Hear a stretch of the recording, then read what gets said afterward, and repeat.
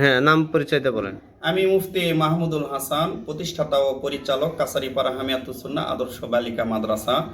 আমি এই মাদ্রাসা 2020 সালে প্রতিষ্ঠিত করেছি। আলহামদুলিল্লাহ, প্রতিষ্ঠা লগ্ন থেকে খুব ভালোভাবে মাদ্রাসাটি পরিচালিত হয়ে আসছে। এবং যেটা নিয়ে ইস্যু, সময় সময় যেটা ইস্যু, যে সাংবাদিক আব্দুল বারী ভাই, তিনিও এই এলাকারই সন্তান, তিনিও মাদ্রাসাকে ভালোবেসে 3টি ফ্যান আমার মাদ্রাসায় দিয়েছে। এবং তিনি আমার মাদ্রাসায় কোরআন শরীফ প্রায় 15 থেকে 20টা কোরআন শরীফ উনি আমার মাদ্রাসায় দিয়েছে। আলহামদুলিল্লাহ, এই দিকটা উনি সবসময় মাদ্রাসাতে মানে সম্পর্ক রাখেন, মাদ্রাসার প্রতি সুনজর রাখেন।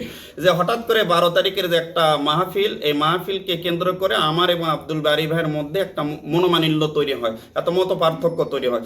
মত পার্থক্য তৈরির কারণ হচ্ছে যে উনি নিজে একজন হানাফি হয়ে 99% হানাফি এলাকায় উনি সালাফি 5 জন বক্তা নিয়ে এসে মাহফিল করতে পোস্টার করেছে। আমি তাকে বলেছিলাম যে ভাই, আপনি নিজে একজন হানাফি হয়ে হানাফিদের এলাকায় আপনি বিতর্কিত বক্তা নিয়ে এসে কেন আপনি ওয়াজ করতেছেন? এটার দ্বারা তো সমাজের মধ্যে একটা বিশৃঙ্খলা তৈরি হতে পারে।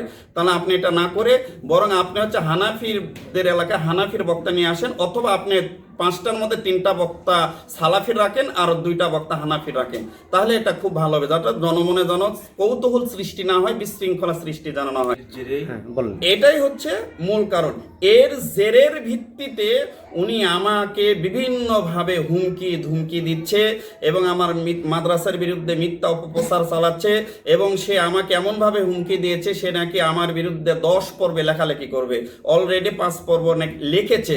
এবং এমনও হুমকি দিচ্ছে যে সে আমার বিরুদ্ধে নাকি নারী কেলেঙ্কারি নিয়েও উনি আমার বিরুদ্ধে লেখালেখি করবে। যেহেতু এখন AI এর যুগ, উন্নতি প্রযুক্তির যুগ, এখন একটা নারীর সাথে একটা ছবি দেয় যে বানিয়ে করবা না, এটা তো কোনো বিশ্বাসই নাই। যেহেতু অলরেডিও কয়েকটা নিউজ মিথ্যার উপর ভিত্তি করে লিখেছে, এই জন্য আমি গোয়েন্দা বিভাগ এবং আইন প্রশাসন এবং যারা রয়েছেন, আমি তাদের কাছে আমি বলবো যে আপনারা এই বিষয়গুলো সুষ্ঠুভাবে তদন্ত করে, আমি যদি অপরাধী যদি হয় তাহলে আমার শাস্তিও হোক, এবং সে যদি অপরাধী হয়, মিথ্যা নিউজ যদি করে থাকে, তাহলে তার লাইসেন্সটা বাতিল করা হোক এবং তার বিরুদ্ধে কঠোর ব্যবস্থা করা হোক। এটার আমি তীব্র প্রতিবাদ জানাচ্ছি এবং জোর দাবি জানাচ্ছি যে তার যে বিডিবি নিউজ যেটা রয়েছে, সাংবাদিক যেটা রয়েছে, তার বিরুদ্ধে যেন কঠোর ব্যবস্থা যেন নেওয়া হয়, এটা আমি জোর দাবি জানাচ্ছি।